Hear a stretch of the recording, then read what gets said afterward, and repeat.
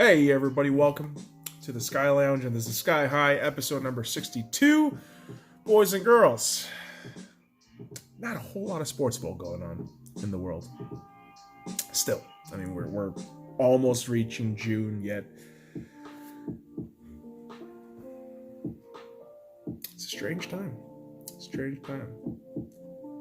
But despite it being a strange time, the inevitability of life is that we have death. And to start off on a somber note, Jerry Sloan, longtime head coach of the Utah Jazz from 1988 to 2011, died at the age of 78. Condolences to Jerry Sloan's family and all those Utah Jazz fans who, if you were watching The Last Dance, I mean, you pretty much got to witness the, ripping of your team's heart back again. But despite you losing to Jordan, despite that Jazz team losing to Jordan, I mean, Jerry Sloan to coach up that team to back-to-back championship runs is just unbelievable.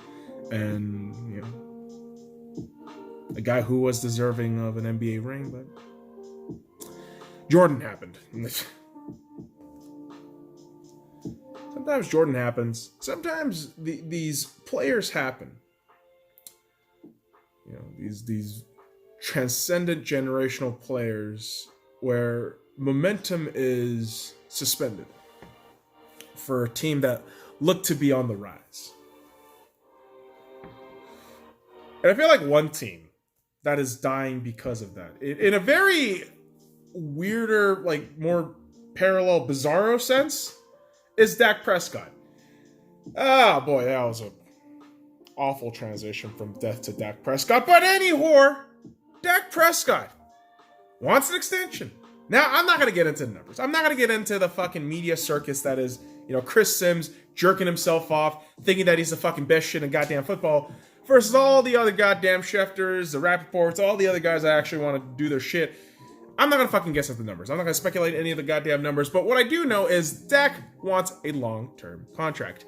Jerry Jones is very hesitant to give Dak a long-term contract. Now, why do I side with Dak so much in this scenario? I feel like Dak's given so much to this organization in the Dallas Cowboys, where Jerry Jones has really backslapped Dak. You bring in Andy Dalton, and I think Andy Dalton's a fantastic add to the Cowboys in terms of if you just want to get fucking numbers on there. But Dak's better. Dak's just better. And I get the fact that he wants to, extend out this fucking contract talk, but you kind of owe him a contract, dude. I know Tony Romo is your fucking prodigal son. He's the best fucking thing since sliced bread. And for a near damn decade, you can't question Tony Romo, but fuck you. Dak has done what fucking Tony could fucking dream of.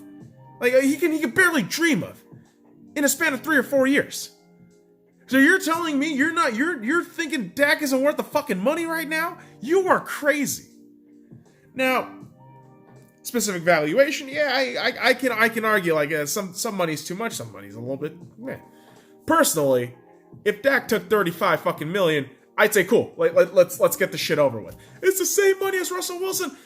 He's younger than Russ. And if the contract runs in 4 or 5 years, that shit runs out when Dak's not even 30. And then he can renegotiate his contract. And at that point, maybe that contract's cheap as shit. Who the fuck knows? Inflation, people. Cap value is going to go up eventually in the NFL. Probably more TV deals and TV rights and contracts are going to be fucking, amended. Made up so people can make more fucking money. Yeah, people freak out when you see the big 4-0, 3-5. It's oh my God, we can't give Dak that much. Really? You're giving Jared Goff that much money. Holy fuck, you're giving goddamn Jimmy Garoppolo that much money. And those two teams right there. And the Ramelots and the 69ers, but yeah. I just don't get avaricious ownership.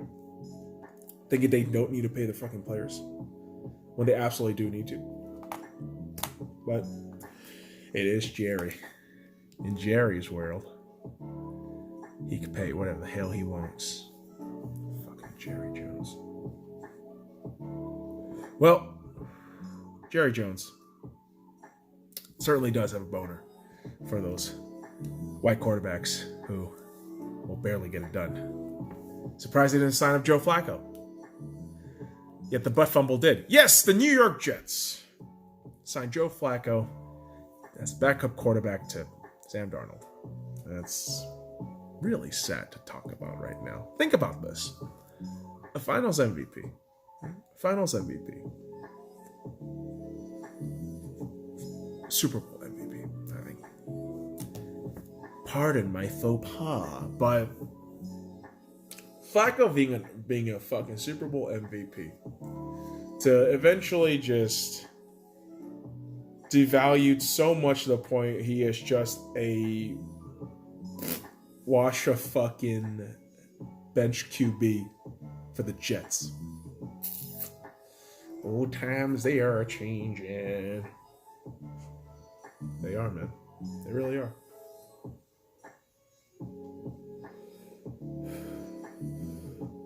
I mean, thank God for the NFL, though. I keep saying that during this whole fucking pandemic, that the NFL is the one thing that keeps these American sports ball fans sane, myself included. And news trickling down each and every day about each and every team is just fantastic. Now, when they do talk about the Seattle Seahawks, I get a little concerned, no matter what happens.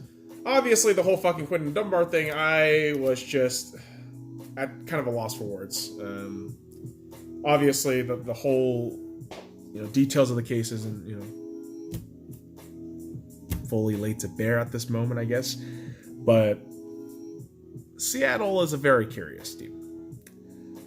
The Seahawks today, rather on Friday, signed Carlos Hyde, 1 year, $4 million contract after he did register 1,000 yards the previous season with the Houston Texans. And obviously, him having those good numbers, is only going to be a benefit to the Seattle Seahawks. But dude, we got 5 fucking running backs. Think about this: Chris Carson, Rashad Penny, Travis Homer, DJ Dallas, and now Carlos Hyde. So, yeah, that's just dandy.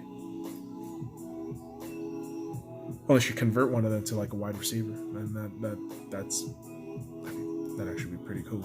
But who the hell knows? Who the hell knows?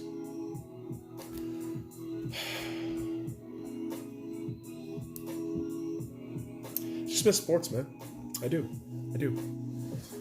And thankfully, the NHL is thinking about bringing their product back. And it is going to be coming back in the form of a 24-team play-in format. So you're going to have, I believe, 4 teams, and each conference is resting, more or less getting a bye week, while other teams play in. So 24 teams all together versus the 7 who are officially eliminated, right? The 3 California teams, Detroit, I believe Buffalo is one of them. I also want to say New Jersey. And there's probably a couple more in there that I'm missing, but at this point, who cares? I don't know if it's going to be an official thing in terms of, is this a set tournament format, where the venue is going to be. Details will be coming out within the next few days, and of course we are going to be keeping this shit posted on the channel and whatever have you. And I'm just excited that we're getting some form of fucking hockey back.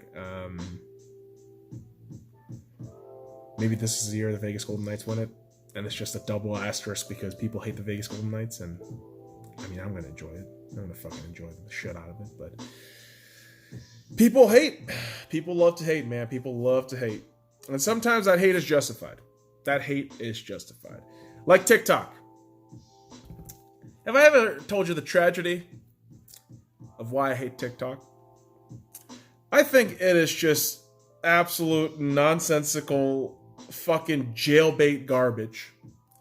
And everyone who kind of dances to some sort of fucking, I don't know, just a very like soulless song with mediocre dance moves, like I think you're a piece of shit. Sorry, but for real, you suck.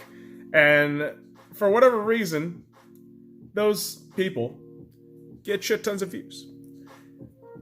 There's a lot of love towards them. There's a lot of infatuation with TikTok.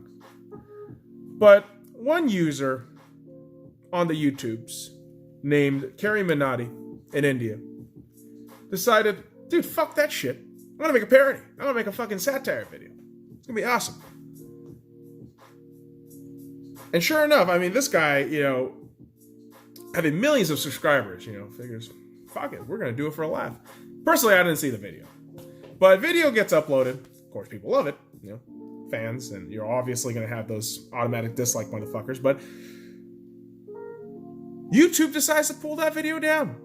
Possibly due to, I guess, homophobic rhetoric and just general, I guess, hate in terms of that kind of rule and clause, I guess.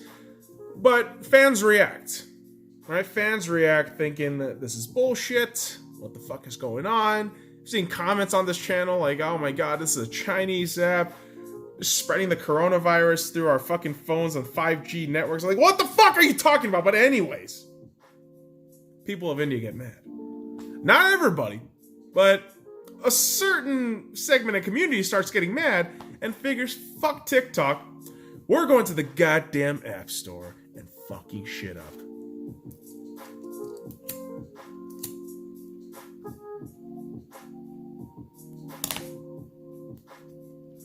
TikTok early in the week started at 4.8 on the Google Play Store and went as low as 1.2 during the week. Now, the score is back up to 1.6, unfortunately, but my God, the lads of India, the lads and lasses of India, I don't care. Doesn't matter. What matters is you motherfuckers are amazing.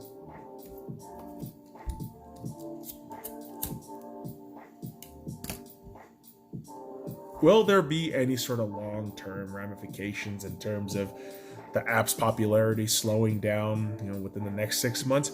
Probably not. But in terms of the memes, I mean, it is absolutely amazing what India has done. And I had such a fucking wild time watching this shit in real time. Like, what the fuck is happening? India is just kicking TikTok's ass on the fucking app store. Yeah! A scenario where I applaud the fans and think the fans are smart. Versus the fans of DC who have been bitching and moaning for a year and a half. I mean, God, can I really say year and a half? I mean, it's been like 2-3 years since that fucking Justice League movie came out. But they've been screaming for the Snyder Cut for years. And now HBO Max and Zack Snyder says, yeah! Here's Justice League, Snyder Cut, HBO Max, 2021. So you're telling me you want me to fucking suck you off for $15 a month and cause brain damage for myself by binging on fucking Friends and Big Bang Theory until this shit comes out, which, by the way, isn't a cheap thing either. It's gonna cost about, what, 30 to 40 fucking $1 million for goddamn little tinkles and jinkles? Huh? Jesus Christ. I'm gonna be like every asshole. Sign up for the fucking free trial before that shit airs. Watch it maybe a couple times, pop out. Thanks for the free fucking trial. But good lord.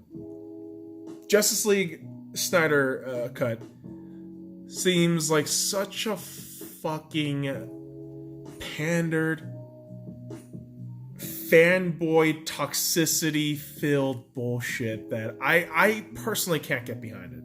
I can't. As much as I love DC, as much as I actually did enjoy Man of Steel, BVS to a certain degree, And a lot of the other DCEU fucking IPs and fucking movies out there. Wonder Woman was amazing. Aquaman. Still haven't seen Shazam, but I heard that shit's great. But now you're fucking backtracking to the shit that was like, garbage as fuck. But now you're thinking, we only had like 25% done, so we only need 40 to do it. Oh, fuck. It's a Hail Mary if I've ever seen one. It's a fucking Hail Mary. Zack Snyder. Yeah! And the context of course, how he left the production is heartbreaking. His child died. Like, people fucking forget that shit. It was terrible. He left during production because one of his fucking children died. Whedon took over. And of course, it was a mess. But I thought we were just done with that shit. I was like, okay, cool. Like, we don't have to think about that. But now we're going to bring it back to HBO Max. All right. I mean, we'll see how it goes, man, but I'm not really gonna expect too much. Nowadays with these fucking movies, man, I try not to expect anything. I just go in, no expectations, zero fucking, I guess zero balance, equalizer points, so I don't have to fucking have any goddamn feelings or opinions about it, which helps me just kind of assess the movie a lot better. And yeah, I'm hoping this is kind of the same thing where I can go in with like a clear mind and hopefully come out, feeling decent. But boy, oh boy, it just feels ridiculous. It's like how ridiculous it is right now that I have gotten into Korean sports ball. For years, I never wanted to watch any sort of Korean sports ball unless it was an international competition like soccer. But I catch myself watching KBO every day. Korean baseball organization. Replays where my Doosan Bears are taking care of shit, but just look at Korea and say, man, they got that shit figured out right now.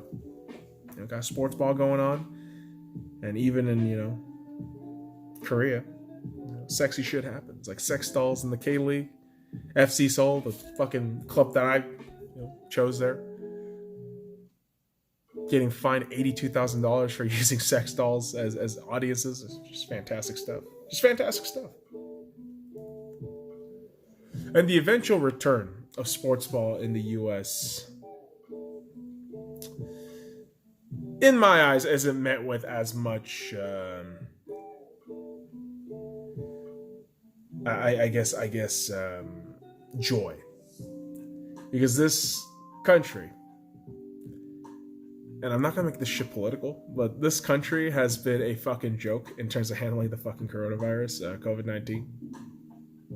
And moreover, this pandemic has shown me that globally, no country is ready for an outright pandemic. They're not. And when sports ball returns, I hope we can stay safe and not create a worse fucking thing, because viruses evolve. That's what happens in science. But we wait.